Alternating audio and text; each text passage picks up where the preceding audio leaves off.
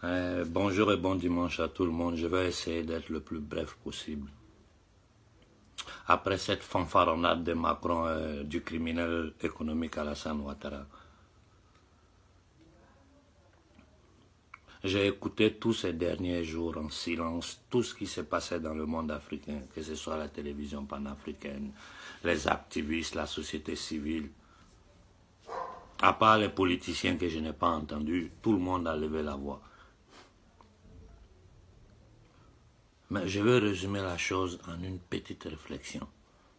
Dites-moi pourquoi la France doit garantir une monnaie afro-africaine. Donnez-moi une seule raison.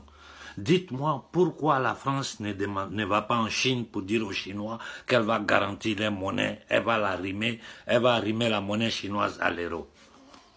Dites-moi pourquoi la France ne va pas en Iran pour dire aux Iraniens qu'elle va garantir la monnaie iranienne et elle va la rimer en euro en la dévaluant. Dites-moi pourquoi. Et c'est si nous les Africains que la France se permet de faire ça. Réfléchissez un peu. La comédie que Macron et Ouattara sont allés faire à Abidjan avec l'excuse d'abord qu'il allait faire une visite aux militaires, aux mercenaires français, parce que ces pauvres garçons-là, aujourd'hui eux-mêmes ils sont en train de se rendre compte qu'ils sont en train de lutter pour l'oligarchie industrielle et financière française, mais ils ne sont pas là-bas pour aider les Africains. Eux-mêmes, au fond, ils savent. C'est pas des fous. Ils savent qu'ils ne sont pas là pour nous. Mais ils ne peuvent rien dire parce que c'est des militaires. Vous vous rendez compte, malgré tous les efforts que nous avons fournis en 2018, il n'y a pas ce que les Africains n'ont pas fait. Chacun à sa façon, a envoyé sa contribution dans cette lutte. Du 24 heures sur 24, la jeunesse africaine est sur la toile, elle parle. Afrique Média, je ne dis pas, ils ne se reposent. Ils sont toujours sur le morceau du matin au soir. Toutes les télévisions panafricaines, les grands mouvements panafricains, chacun a fait ce qu'il peut. Mais ils se sont permis d'aller jouer cette comédie-là devant nous en insultant toute l'Afrique. Ils ont insulté toute l'Afrique. Alassane et son patron Macron.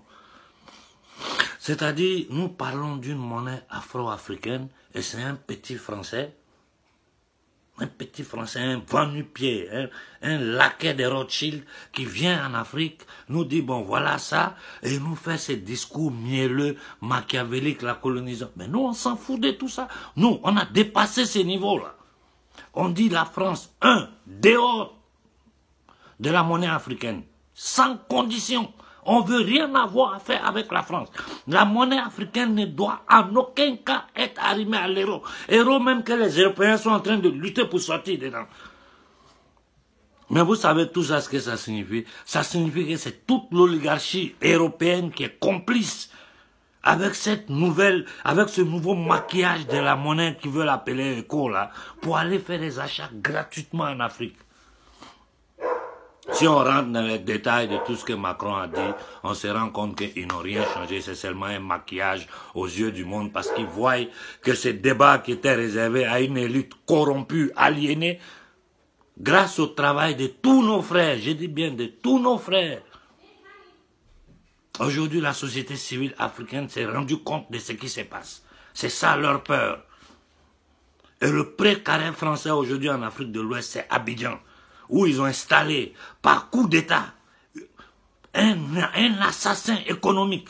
Je ferai une vidéo spéciale pour vous parler du parcours professionnel et humain d'Alassane Ouattara. Je l'ai déjà fait dans le passé. Et tout ce dont je vous dis, avec les détails, avec tous les détails, sont dans le dossier que j'ai envoyé à la Cour pénale. Cette histoire de Soro Ouattara, moi je ne sais pas pourquoi nous les Africains, nous sommes toujours dans l'émotion. Soro, nous savons tout ce qu'il est. Nous savons tout ce qui est Soro. Et ce n'est pas que nous sommes des médiums ou des prophètes, mais ce qui est en train de se passer, on l'a prédit depuis combien de temps? Depuis combien de temps on savait que ça allait finir comme ça? Quand je vois des déclarations de Soro qui dit que je vais préparer la résistance depuis Paris, toi tu vas aller préparer la résistance dans la cour du loup. C'est-à-dire, celui qui est la cause de notre souffrance, là, c'est chez eux, toi, tu vas te mettre pour préparer la résistance. Mais ces politiciens, ces petits voyous, là, ils prennent le peuple africain pour des idiots. C'est en France tu vas aller te mettre pour préparer la résistance. Alors que c'est la France qui arme, qui finance, qui est en train de détruire le Burkina, le Mali, le Niger. Partout, ils sont en train de foutre du bordel, tuer nos frères, nos soeurs, nos enfants. S'aimer la désolation sur tout le continent, et c'est à Paris. Toi, tu vas aller t'asseoir pour préparer la résistance. Contre qui?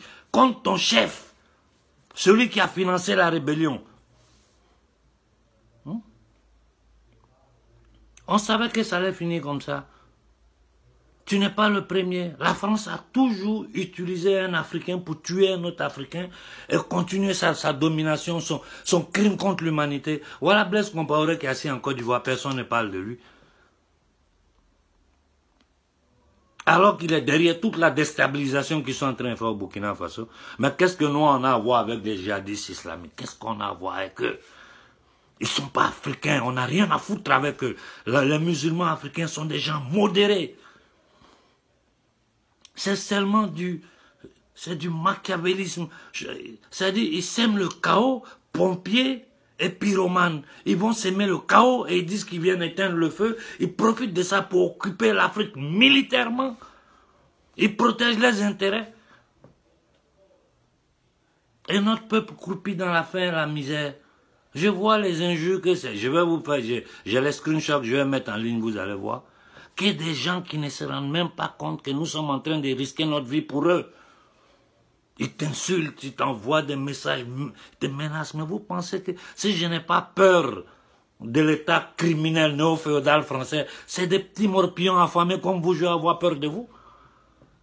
Vous n'avez même pas à manger.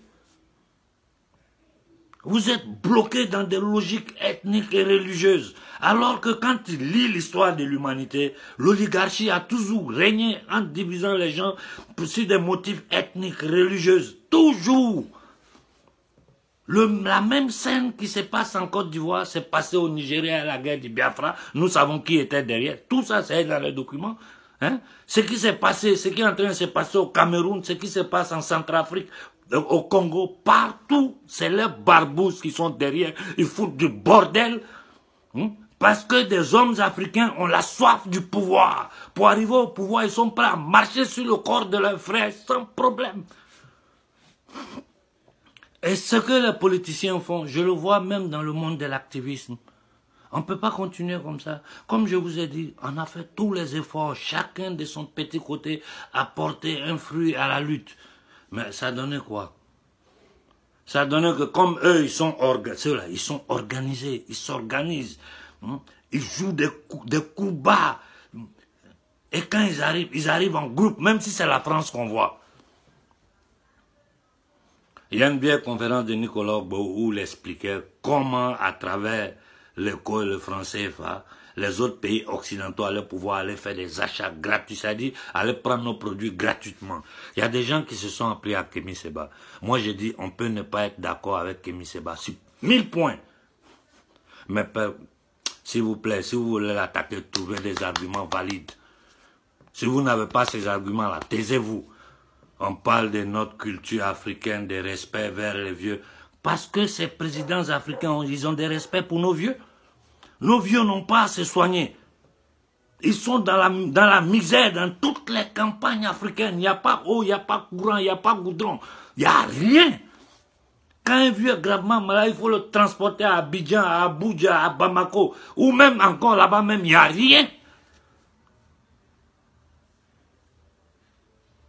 Nos fils, les enfants d'Afrique, les mineurs qui doivent aller à l'école sont dans les champs de coton, café, cacao, il y a le trafic d'enfants. Mais c'est du n'importe quoi. Nous parlons de quelle démocratie? Les pays africains comme nous les connaissons, on vous a répété jusqu'à la nausée. Ça c'est le résultat de la conférence de Berlin, où ils se sont assis, ils ont divisé l'Afrique, ils ont donné les noms, ils ont donné les constitutions. C'est-à-dire, ils nous ont traités comme des esclaves, des sous-hommes. Ils nous ont infantilisés depuis des siècles. On ne va pas rentrer dans l'histoire. Mais ça, là, ça suffit. Aujourd'hui, là, le combat, ce n'est même plus réveiller la conscience de la jeunesse africaine. Parce que la jeunesse africaine a compris. Le combat aujourd'hui, c'est la synergie que nous pouvons créer entre nous. Et moi, si je ne peux pas être un trait d'union entre tous les frères de combat, je ne serai pas celui qui va agrandir le fossé. Je préfère me retirer, j'observe, je vois tout ce qui se passe. Je sais ce que le grand public ne sait pas. Mais je ne vais pas m'attarder sur ça. Parce que personne n'est parfait. Nous avons tous nos défauts. Et l'ego, là, l'ego que l'Occident nous a importé, ce sale petit ego, qui fait qu'aujourd'hui même la société civile occidentale, elle est divisée. Cet ego-là, se concentrer tout sur moi. Il faut qu'on me voie moi. C'est moi qui suis. C'est ça qui met nos combats en arrière. Alors que si nous nous unissons et nous parlons un peu en privé, un mouvement décide de lancer vraiment une manifestation, tout le monde ne peut pas le dire.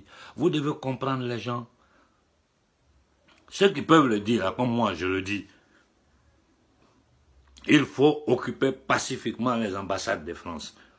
Et ça, ce message-là, je le lance à tous les mouvements panafricains. N'ayez pas peur, n'ayez pas peur, ils ne peuvent rien. Et puis si on élimine si on m'élimine, ça change quoi? Avec tous ces millions de jeunes Africains qui ont compris, nous devons être prêts à prendre les ambassades de France. Si la nouvelle est, si le mouvement est lancé au niveau de l'Italie, ici, moi je me mettrai en pied pour parler avec tout le monde, pour que ce jour-là nous soyons à Rome, tous ceux qui sont en Italie, à Rome, pour prendre les ambassades de France. Dénoncer tout ce que la France est en train de faire.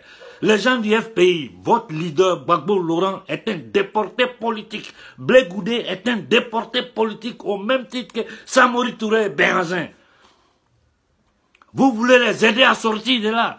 Il faut que nous nous levons en masse. Quand toute l'Afrique se lève pour réclamer l'indépendance, l'autodétermination, nous allons là-bas avec le problème de Gbagbo devant toutes les institutions du monde pour dire voilà ce qui se passe en Côte d'Ivoire. On a le frère Marius Sagna qui est enfermé dans le geôle du dictateur Macky Sall. Un petit garçon comme Macky Sall, tu n'as pas honte. Quelqu'un qui est né après les fausses indépendances. C'est vous qui devez mener le combat. Moi, je suis ton grand frère. Tu es un petit saleté. Hein? Tu tiens Marius Sagna en prison parce qu'il est en train de lutter pour son peuple. Et vous parlez de démocratie, bande ça c'est moi je vous dis, c'est des gangsters. Nous avons affaire à un gang international dans lequel il y a des Africains qui ont inséré dedans, même si c'est les laquais du gang, c'est leur travail. Comment vous voulez que moi je respecte une personne comme Macky Sall? Moi je connais le Sénégal, j'ai tourné tout le Sénégal, je connais le Mali, j'ai tourné dans le Mali, je connais le Burkina. Je suis né, j'ai grandi en Côte d'Ivoire. Et quand je dis je connais les pays, je connais de l'intérieur et pas les salles capitales où les gens sont entassés comme des animaux. Non. Notre peuple vit dans la misère, dans l'humiliation. Et la seule façon de faire finir ça, là, je vous dis, c'est la fin d'année. Réfléchissons là-dessus. Voyons tout ce qu'ils sont en train de pousser contre nous. Il faut prendre les ambassades de la France en Afrique et dans le monde. Si vous décidez de lancer ça, moi je prends. Ici en Italie, je vais me lever pour parler avec tous les frères. Pour que ce jour-là, nous soyons tous devant les ambassades de France à Rome. Tous les Africains d'Italie seront devant les ambassades de France à Rome. Pour dire ça suffit. Ça suffit avec les déportations. Ça suffit avec les crimes contre l'humanité. Ça suffit avec l'ingérence française dans la vie privée des Africains. Ça suffit. Nous ne devons plus accepter ça, mais nous pouvons sortir de cette situation si et seulement nous nous mettons ensemble. Voilà ce que j'avais à dire aujourd'hui. Bon dimanche à tout le monde.